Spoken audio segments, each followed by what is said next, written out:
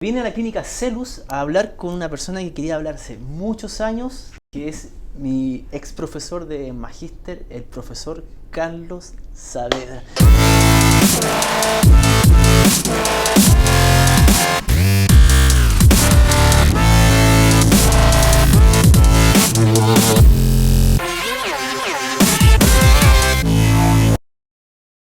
Carlos, primero te quiero agradecer porque hace años quería hablar contigo, después de que me rajaste en fisiología. No, no. Y creo que eres un gran aporte a nivel nacional. Entonces, por eso me fijé en ti, en tu tremendo currículum. Y en realidad muchos alumnos me han dicho Carlos Saavedra, Carlos Saavedra, Carlos Saavedra, y tenías que estar acá en este grupo de investigadores. Y agradecido que estés acá, para mí es un honor, para el equipo de BTH también, pero no todo el mundo nos conoce.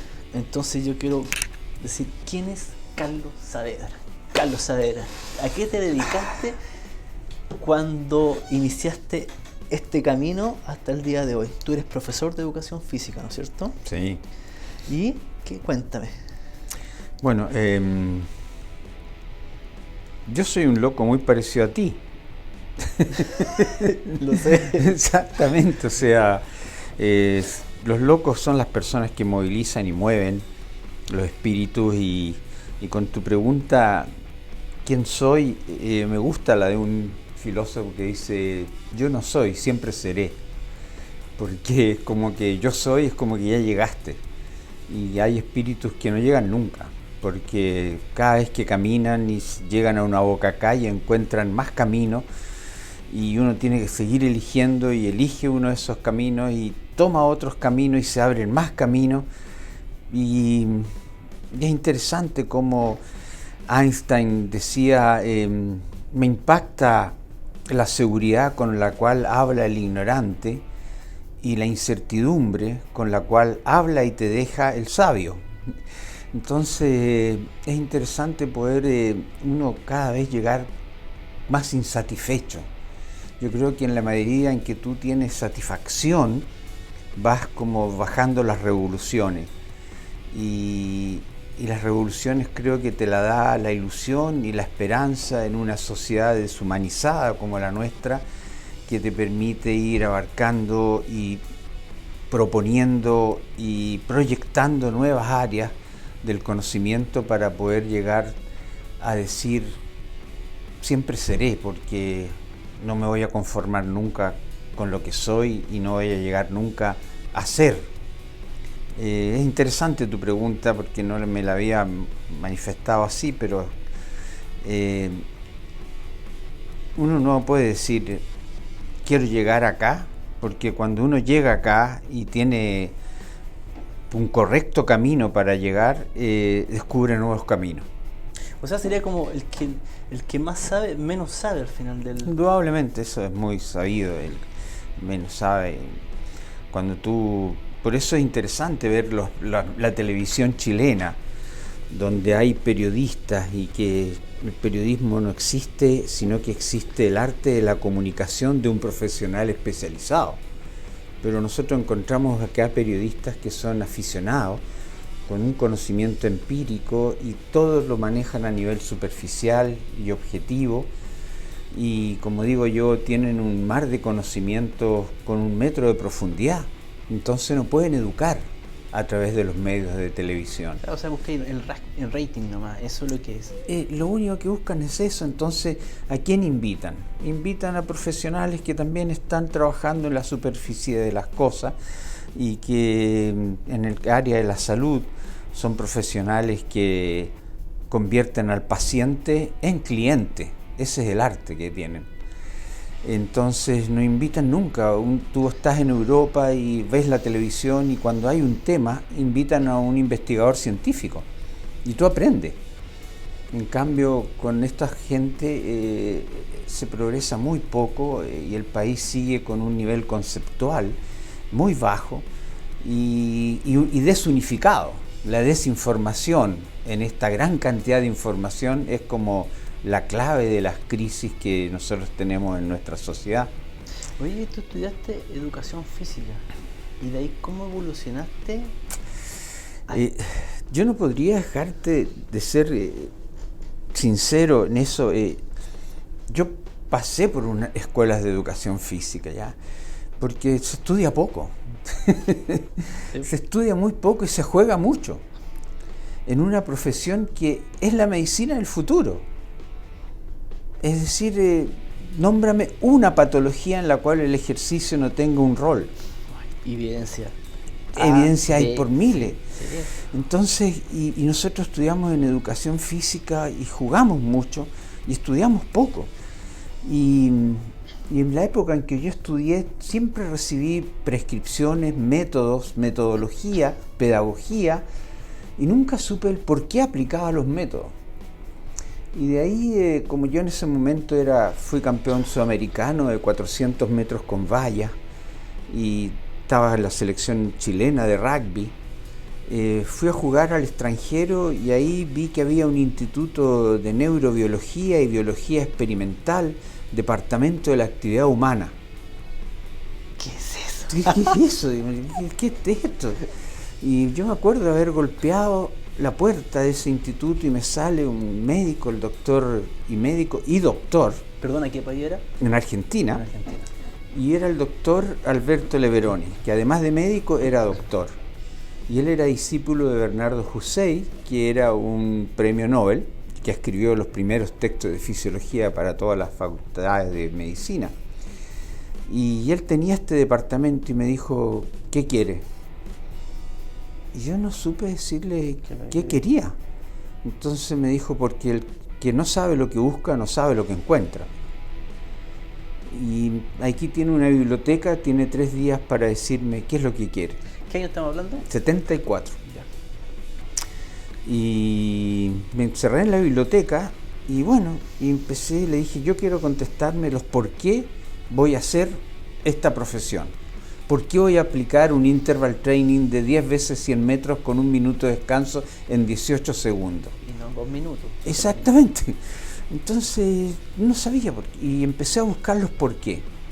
Bueno, y ahí estuve varios años, 2, 3, 4 años, y después me cambié a la Facultad de Ciencias Biológicas de la Universidad Católica con don Héctor Croxatto, donde estudié los ramos hasta 3er año de medicina y ahí me dediqué a la fisiología y ya de ahí me fui becado a más de 11 países a trabajar en investigación científica en relación al ejercicio físico.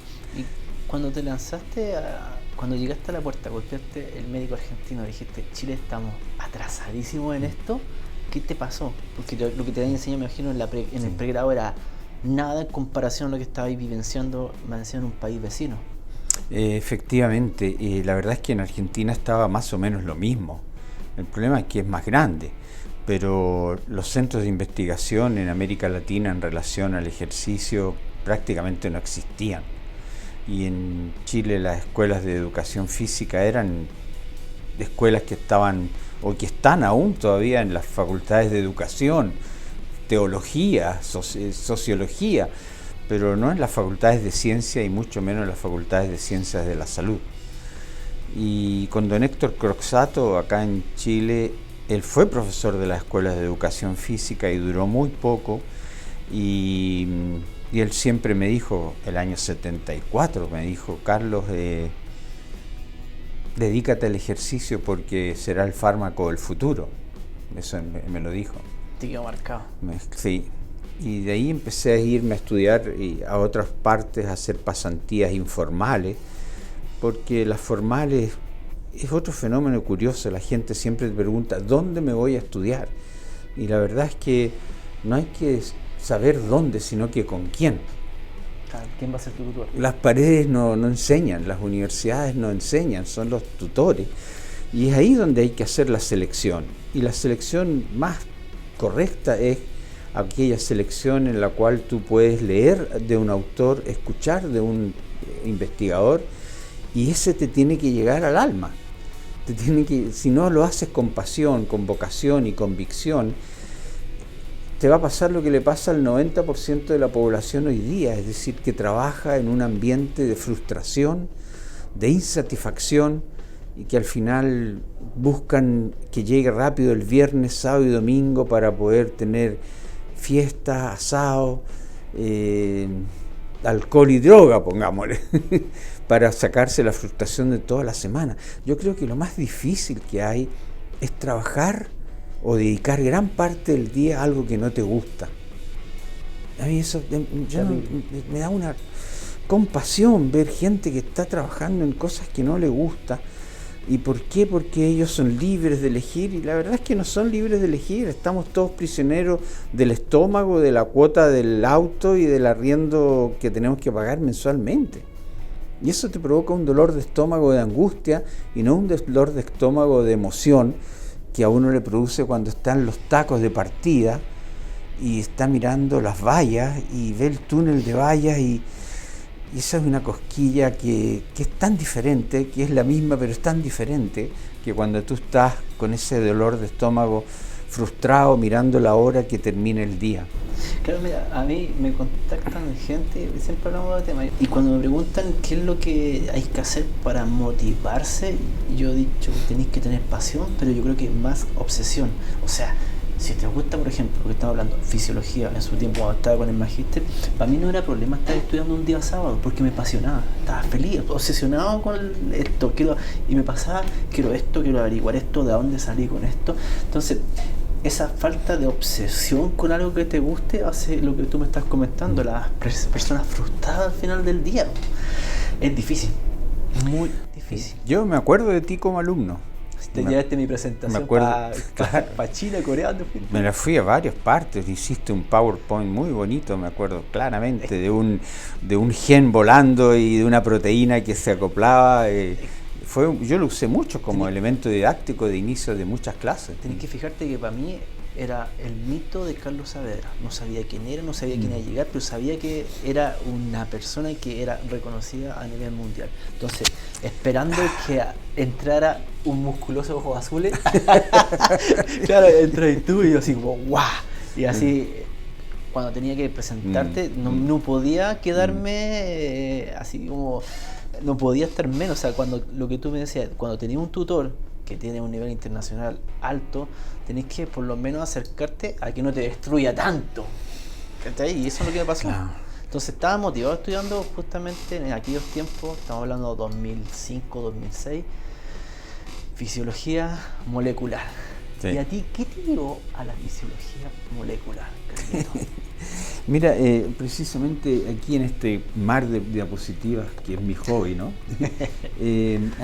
Acaba de llegar una presentación muy interesante. Nosotros siempre hablábamos de la neurona y de la sinapsis como el problema de estímulo motor del sistema nervioso central. Y después empezamos a ver los sistemas, como el corazón, el riñón, el hígado, empezaba a funcionar. Y después empezamos a medir los tejidos que componían el corazón, el riñón, el músculo. Y después llegamos a la célula. Y yo aquí me incorporé a la ciencia, cuando ya se estaba hablando de la célula de una manera importante. Y hoy día se habla a nivel molecular y subcelular. Entonces, indudablemente que cuando tú llegas al conocimiento y empiezas a ver y empiezas a preguntar por qué. Yo paré en la mitocondria. Cuando yo dije, wow, llegué a lo que me explica el 80% de los fenómenos que están ocurriendo, tanto a nivel psicológico como a nivel biológico, y esto está prácticamente en la mitocondria. Y me hicieron muchas bromas, y yo dije, hace más de 18, 19 años, ¿ya? Después que volví de Canadá, que el principal síntoma de la población, y como se le debiera nominar, es mitocondriopatías, y los pacientes son mitocondriópatas. Y se rieron mucha gente y me decían, ahí va la mitocondria, y se reía mucha gente. Y hoy día tú, cuando vas al fondo de las enfermedades que nos aquejan, es origen disfunción mitocondrial. Y lo más interesante de que los fármacos todavía no pueden estimular de manera eficiente la biogénesis mitocondrial. La alimentación da un buen soporte para que esto ocurra, pero el único que estimula la biogénesis mitocondrial es el ejercicio físico. Entonces dice, pues este señor, ¿de dónde sacó esto? Yo no lo estoy sacando, esto está demostrado de millones de años que llevamos evolucionando, en el cual el hombre paleolítico vivía gracias a que se movía. Y para eso requería energía, y la energía salía de la mitocondria.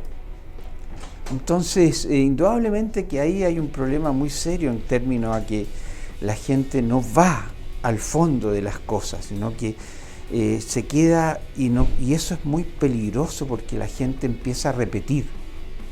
Y nosotros vivimos mucho tiempo con el mito, con lo conservador, con lo que viene repitiéndose por mucho tiempo, y resulta de que las personas que conocen y quieren indagar en los porqués de los fenómenos, o sea, no solo en el efecto, sino que el fenómeno causa y efecto, y tú decir, bueno, este champú me va a evitar la caída del pelo, me lo compro.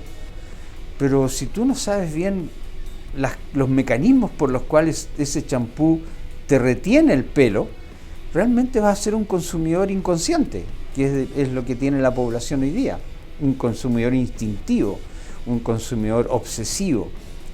Pero cuando tú te metes en el porqué del asunto, tú empiezas a preguntar y a preguntarte y a preguntarte, y tú dices, bueno, esto lo compro porque sé cuál es el mecanismo que produce para llegar a este resultado. Y eso es sumamente importante, porque si no, tú dejas de explotar la cualidad más importante que nos diferencia en esta especie, en este reino animal de las diferentes especies, que es la creatividad. Es que ahí caíste en un tema trascendental, la educación. Y la educación, como hoy día que me pusiste un comentario en mi Facebook, te meten libros, vomite la materia. Si la entendió o no la entendió, da absolutamente lo mismo.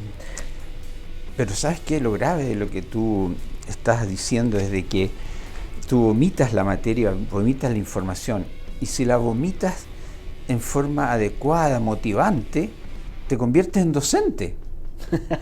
Y te conviertes en docente universitario, ¿ya? Claro. Y resulta que estamos llenos de docentes universitarios y tenemos 100 escuelas de educación física, 100 escuelas de nutrición, 100 escuelas de kinesiología en una población de 2 millones de estudiantes. De alumnos, porque tampoco son todos estudiantes. Exacto, dos cosas ahí. Entonces, tenemos 300 escuelas universitarias, y yo no creo que existan en el país 300 docentes universitarios, con nivel universitario, que puedan satisfacer las necesidades académicas adecuadas de esas escuelas. Entonces, resulta que como la universidad es un mercado, la educación todavía es un mercado y tiene fines de lucro, porque de una u otra forma los tiene siempre, vas a encontrar tú de que la rentabilidad del metro cuadrado de esa universidad y de esa sala de clase tenemos que ser al máximo, según el ingeniero comercial, que son decanos y son directores de escuelas universitarias intelectuales, ¿ya? Y resulta que tú vas a una clínica y el director médico está por debajo del ingeniero comercial de la clínica. Entonces, ¿qué es lo que está ocurriendo? De que tú tienes a estos sujetos que están vomitando información sin el poder de formar, porque tú no puedes formar a alguien si no has tenido una formación intelectual, académica, científica adecuada para poder transmitir la información. Entonces estamos llenos de información sin posibilidades de una buena formación. Es complejo, me pasó. Acuérdate que también hice clase y era como, nos vamos a acreditar. Si no nos acreditamos, perdemos la acreditación. El profesor puede dar por tercera vez la oportunidad de que sus alumnos aprueben un mayor porcentaje, un ramo que tenga una reprobación normal de 60%, y la reprobación no es 60% porque el docente no busque todas las formas de que los chicos aprendan, sino que el ramo es difícil y tiene que ser un filtro para el futuro, porque al final el tipo tiene que entender esto, porque si no entendía esto, ¿cómo aplicáis allá? Entonces le explicáis eso a aquel director, o sea, coordinador, y él me dice, a mí me presionan de arriba, Arturo. Bueno, entonces hasta aquí llegamos. Exactamente. Porque a mí, yo lamentablemente no iba a caer en ese juego porque no me interesaba. no me interesaba. ¿Y qué sucedió después? Tú fuiste viendo la evolución de la universidad, los exalumnos que salían un año, salíais de educación física y el otro día entrabais a hacer docencia universitaria. Es como, wow, porque para hacer docencia universitaria necesitáis por lo menos tener, aparte de la experiencia de 2 o 3 años, tener una experiencia educacional, lograr entender muchos ámbitos para poder transmitir el conocimiento. Me afectó, me dio lata, pero es un negocio. Y yo, como tengo el MBA, también entiendo la parte del negocio. O sea, yo sé que el tipo de la universidad arriba está por sobre el académico. Te dice, necesitamos que estos sean los números que se venden, si no, me echan a mí. Exacto. Presiona al director, me echa a mí, el coordinador me echa a mí, y al final el hilo más débil de la cadena del profesor. Y ahí el profesor donde se la juega, o se la banca pasando la cantidad de alumnos y después vean cómo sucede, o hasta ahí llegamos. Sí. Los problemas tienen un origen otro más fundamental, es el origen de la selección y la admisión del alumno. Yo recuerdo haber sido invitado a magíster a dar un módulo porque van a ser máster o magíster o van candidatos al doctorado y no sabían leer un gráfico, ¿ya? Entonces, ¿qué es lo que pasa? Que esa presión es horrible y eso ocurre. Es como el acoso sexual que ocurre en los centros, en las relaciones académicas. Esto es un acoso comercial, o sea, si tú no apruebas el 80% de los alumnos, incluso el ramo se elimina y no se da. Entonces tú quedas entre la espada y la pared y apruebas, pasando por los principios básicos elementales de la ética y la moral, y te encuentras con gente que, por los dos aspectos más importantes en Chile que hay que tener para tener un trabajo, que es el pituto y la cuchufleta, te encuentras con señores que están conversando cosas que son prácticamente inadmisibles. Por eso yo, menos mal que tú tuviste la suerte de darte cuenta a esta edad de que uno no puede seguir en esa zumba, sino que tiene que cortarla. Y cuando tú hablas que hay que tener vocación, hay que tener pasión, hay que tener obsesión, el problema está que hay que controlarla porque te puede matar. Yo creo que tuve la suerte de poder decir, ¿sabes que no sigo? Porque tengo colegas que no tienen la suerte, tienen 2 hijas, una casa que mantener y se la tienen que bancar. Y se la tienen que bancar y a mí dice, Arturo, ¿qué hago? O sea, renuncio y ¿a dónde me van a buscar? ¿Dónde? Si está lleno el mercado de personas que trabajan por 10.000 pesos la hora, 5.000 pesos la hora de 5.000 pesos la hora. De docencia. Exactamente. Entonces, ¿qué querés que hagas? Me dijo, yo no tengo más. Entonces, ¿qué opción nos queda?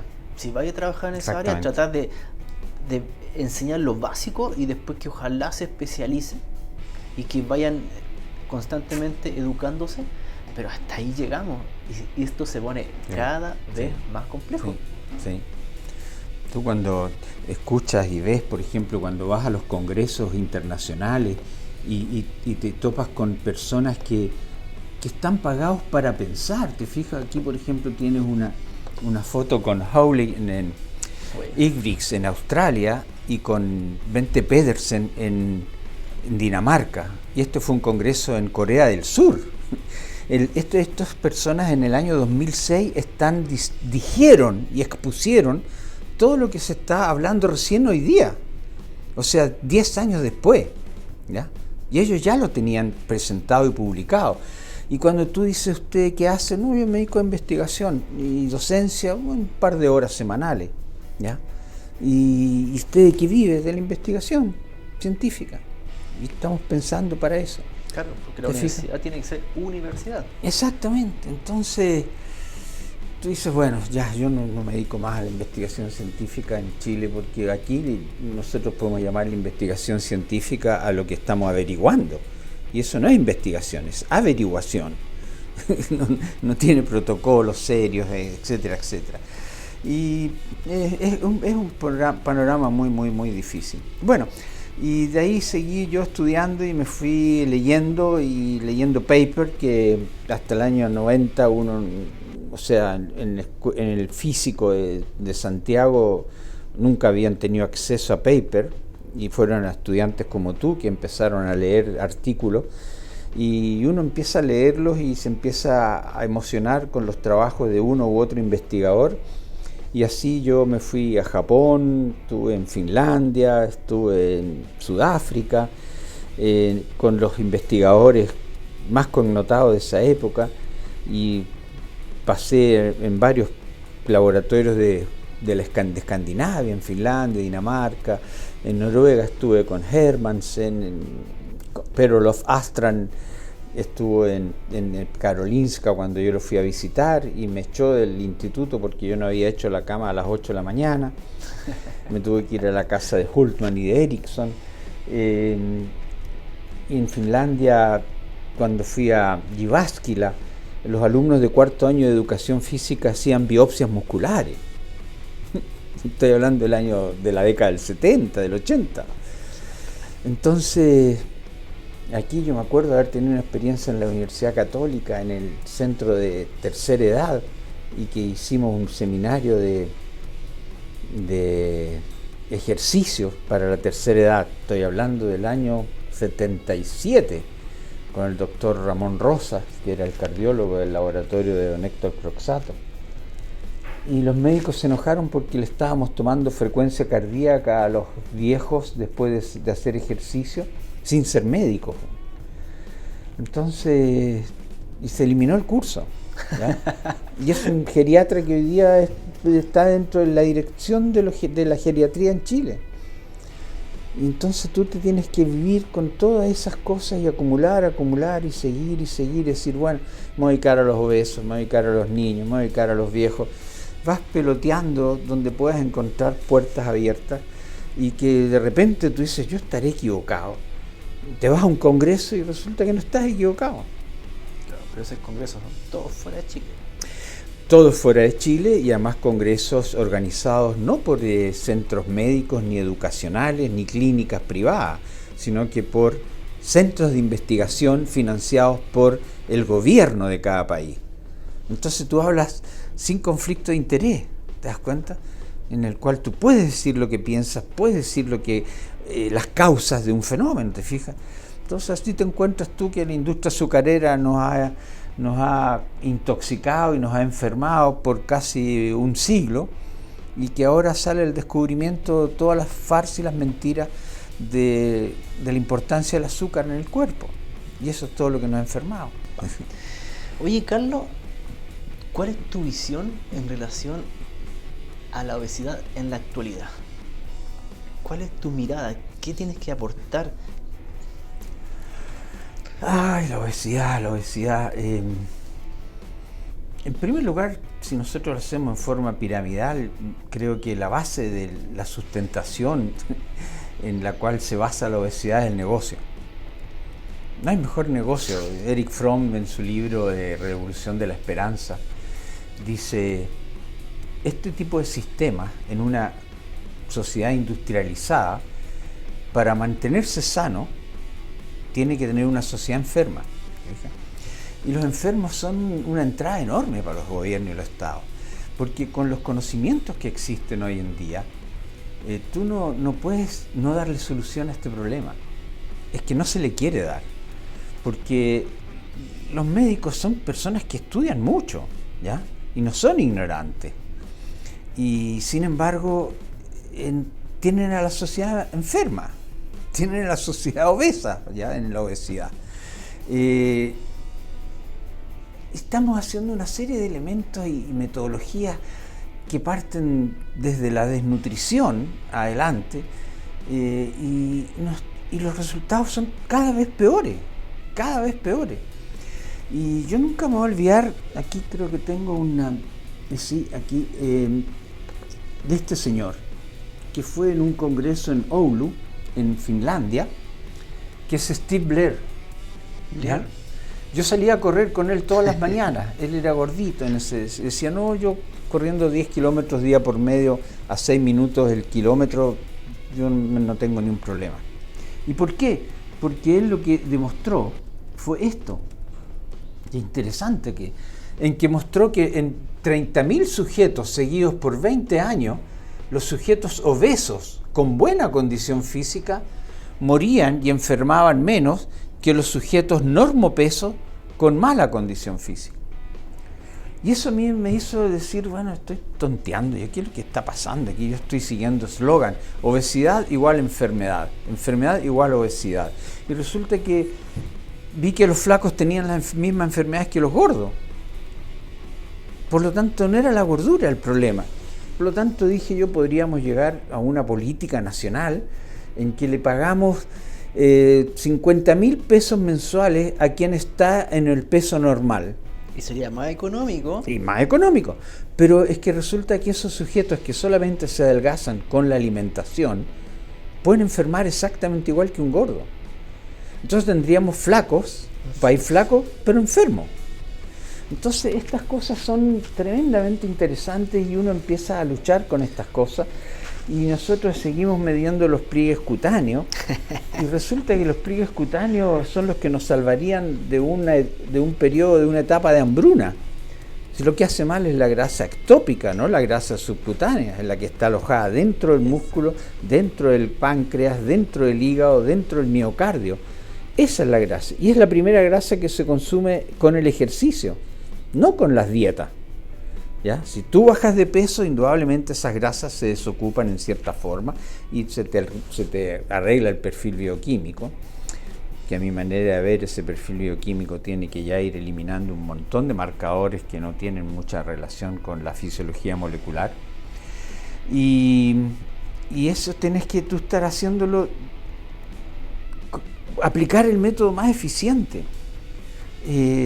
Pero no puedes seguir con esto de la pirámide alimenticia y con esto de las etiquetas que tiene más sal, tiene menos sal, que puede ser un método que optimice el resultado, pero en eficiencia, yo estoy seguro que si a mí me pasa en un colegio con un 40-50% de niños obesos, o con sobrepeso y un 60% con factores de riesgo, es decir, con un poquito de hipertensión arterial o con un poco de insulinoresistencia, en 3 meses con ejercicio tú puedes tener ese colegio sano. Ni flaco, ni bonito, pero sano. Aplicando ejercicio. Entonces, ¿qué es lo que pasa con la obesidad? Yo creo que es la mantención de un negocio. Es la mantención de un negocio. Fuerte reflexión que no deja de ser real y que yo comparto plenamente. Y la vejez es otro negocio que se viene encima luego. Y se van a juntar los dos. Exactamente. Eso da mucho dinero. Entonces las políticas públicas nacionales están calladas. Están esperando que tengamos un buen porcentaje de viejos. Pero resulta que hace 2 meses atrás se acaba de batir el récord de 100 metros para mayores de 102 años. Sí, lo vi. ¿Ya?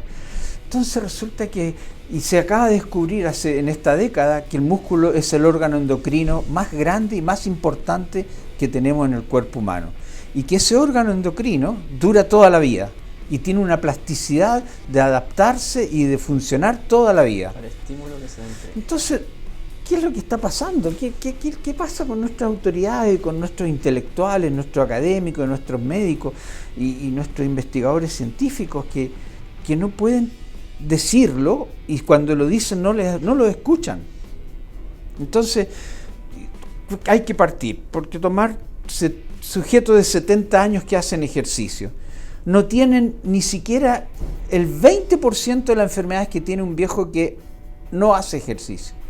Por lo tanto, no es la vejez la productora de las enfermedades, sino que es la falta de condición física. Oye, si mi viejo hace peso muerto, hoy día entrenamos juntos, mi viejo está haciendo peso muerto y ves personas 40, 50 años menores y no pueden, no tienen ni siquiera un patrón estimulado de movimiento para hacer una extensión de cadera. Entonces, lo que tú dices está como es. Los viejos, yo tengo 70 años. A los 18 años, cuando empecé y fui campeón sudamericano juvenil en 400 con valla, yo hacía 75 kilos en pectorales, 10 repeticiones con mi peso corporal. En estos momentos peso 77 kilos y medio tengo 70 años, han pasado 50 años y sigo haciendo exactamente 3 series de 10 pectorales con 70 kilos. Y hago bicicleta, yo no ando en auto, yo me muevo en bicicleta en Santiago. Sí, yo por acá paso por todo este sector. Perfecto, claro, sí. Definitivamente el entrenamiento nos va a llevar a una mejor vejez. Y eso yo, lamentablemente, yo se lo comunico a la gente, lo comunicas tú y lo comunica mucha gente, pero para arriba está la limitancia. Es impresionante. No sé si tuviste mi publicación de Facebook de ayer. Sí. En la cual tú puedes ver claramente lo que está pasando en esto. ¿Y la muestra es alta? 1.200.000 sujetos que les midieron la condición física cuando niños y después se la midieron a los 50 o 60 años de edad y vieron que los niños que estaban saliendo del colegio con un déficit más importante de condición física tenían enfermedades mucho mayor en porcentaje y en condición que los niños que salían con buena condición del colegio, ¿ya? El ejercicio como medicina, evidencias como terapia, o sea, esta cosa, el ejercicio le ayuda a prevenir la diabetes, es que no solamente te ayuda a prevenirlo, sino que te la corrige, te la revierte y te normaliza el azúcar en sangre. Y en 26 enfermedades diferentes crónicas modernas, ya está comprobado con evidencia del tipo A que tú puedes revertir la enfermedad. En hipertensión, en hipertrigliceridemia, en esteatosis hepática, todo eso. Yo creo que cuando estemos ambos muertos, estamos hablando de unos 80 años más, 60 años más, tal vez se tome el peso, porque tú venís luchando con esto, ¿cuántos años? Desde el 76 que estoy dando este tipo Nosotros de seguimos haciendo lo mismo. Exactamente. Y esperamos que las generaciones que nos continúen y muchos de los que nos están viendo sigan con lo mismo para que esto se masifique. Y a lo mejor ni en tu generación, ni en la mía, ni en la siguiente lo van a lograr, pero si esto se masifica con evidencia científica, va a tener su peso en algún momento y va a ser nuestro aporte a la sociedad. Pero fíjate que me dicen, bueno, ¿y tú cómo partirías? Bueno, yo partiría con unos señores que estudian 7 años y que en todos sus discursos dicen que el sedentarismo es un factor de riesgo importante y en 7 años de medicina no estudian ni 1 hora de ejercicio. Entonces, mientras que eso no cambiamos, la malla curricular de los médicos en que puedan no solamente ser médicos de la enfermedad, sino que ser médicos de la salud, y no estudien cómo el ejercicio físico puede cambiar y revertir un montón de cuadros fisiopatológicos, no va a haber prescripción médica, va a haber una recomendación. Y yo no sé si te acuerdas, yo desde el año 78, que tenía una columna en el diario, ¿ya?, que se llamaba Ejercicio y Salud. Y cuando yo dije, esta prescripción médica de que saque a pasear el perro, al único que le hace bien es al perro. Y eso lo vengo diciendo hace mucho tiempo. Y ahora el British Journal of Medicine del año pasado sacó un artículo en que los niños que tienen perro no tienen mejor condición física que los que no tienen. Sí, lo vi. Entonces, esto yo lo estoy diciendo desde el año 76, 78. ¿Ya? Sí, pues el médico no tiene idea de ejercicio. Exactamente. Tiene que ser clave en la prevención. Yo me acuerdo un congreso en Finlandia, que fue Per-Olof Astran, el padre de la fisiología. Astran. Claro, y terminó y dijo, el problema radica en que los médicos no pueden prescribir ejercicio porque no saben ejercicio. Y él lo dijo públicamente, salió hasta en la OMS, llegó, me acuerdo de haber visto un boletín con esa frase. Entonces, si tú me dices, bueno, y la obesidad y la vejez puede ser perfectamente plena y muy saludable si tú haces ejercicio. Y hay pruebas, o sea, toma la población de viejos que entrenan de 70 años para arriba, no tienen más de un 20% de alteraciones que las que tienen el otro 80% de alteraciones que tienen los viejos que no entrenan. ¿Esto te das cuenta? Claro. Sí. Entonces, como no le hacen caso ni a los médicos que están conscientes de este problema ni nada, bueno, pongo alegando a mi nieto, ¿ya? Mi nieto está diciendo, bueno, ¿sabía usted que si no adquiero fuerza muscular? Y eso está refrendado por un artículo que salió ayer, que la debilidad muscular en adolescentes asociados con enfermedades, 30 años más tarde, esto está medido en 1.200.000 sujetos. Un nene más grande lo puedes tener. Entonces, Yo no sé, nosotros tenemos como ministra de deporte a una señora que es periodista, tuvimos a un señor que metía goles por la Chile, otro que metía goles por el Colo-Colo, otras que eran de nado sincronizado, y resulta que los ministros no dicen nada, y ahora tenemos una diputada que es corredora de maratón y un corredor de 100 metros. Y yo les pregunté por Face, ¿qué piensan hacer? ¿Qué han hecho? ¿Tienen idea? ¿Quieren asesoría? ¿Quieren ayuda? Pero el sistema los atrapa y tratan de no innovar para mantener su salario. Ese es el error ético y el descalabro moral más grande de nuestra sociedad. Yo siempre nombro a un primo, que es Igor Saavedra, que fue Premio Nacional de Ciencia, que es un físico. Y cuando él recibió el premio, dijo, el grave problema de nuestra sociedad en el futuro es que el adelanto tecnológico va a ser tan rápido que la ética y la moral se van a quedar muy atrás. Nunca me voy a olvidar. Claro, murió el año antepasado, ¿ya? Pero es así. Es tiene muy razón. triste. Y tiene mucha muy razón. Triste. No sé, está difícil, pero lo que nosotros tenemos que seguir es dándole, transmitir. Pero acá en YouTube, por ejemplo, no pasa lo que pasa en la tele. En la tele te dicen, esto tienes que hablar, esto es lo que va a colocar usted abajo, y ellos ven cómo lo modifican para que sea más popular. O no podía estar hablando 1 hora y media de que a Jaimito se le perdió el perro. Qué lata. Yo tele en realidad no es que la televisión es terrible. Yo trabajé en televisión, yo tenía un programa de ejercicio y salud día por medio, ¿ya? El año 80, cuando yo llegué de mi beca de Japón. Pero ahí te decían, Carlos, acuérdate que los televidentes tienen entre 8 y 10 años, ¿ya? Y todavía siguen con lo mismo.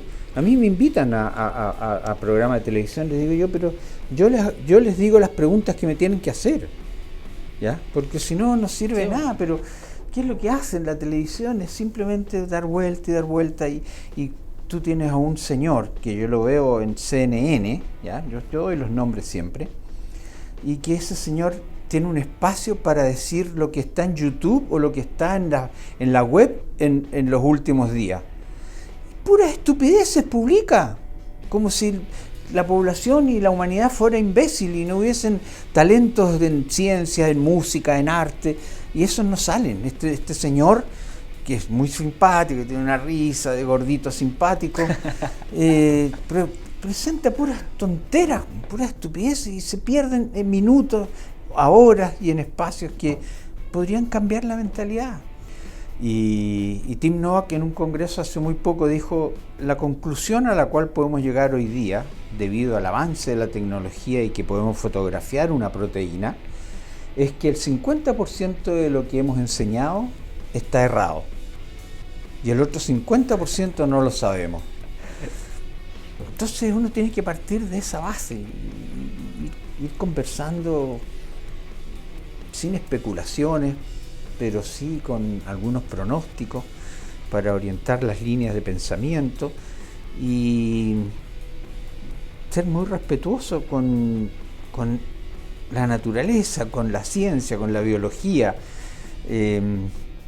porque los diarios manejan un nivel de vocabulario y conceptual en economía y en todas estas cosas de ingenieros comerciales, porque hay una periodista en CNN que habla de los noticiarios regionales y dijo, bueno, me alegro de escucharlo porque así los niños no solamente van a pensar en ser ingenieros comerciales o futbolistas, ¿ya? Porque esas son las orientaciones que le están dando los medios y la tecnología. Entonces, es muy serio el problema y hay que ver cuáles son las mentalidades vulnerables y cuáles son las mentalidades vulnerables al conocimiento científico y al quehacer útil en una sociedad.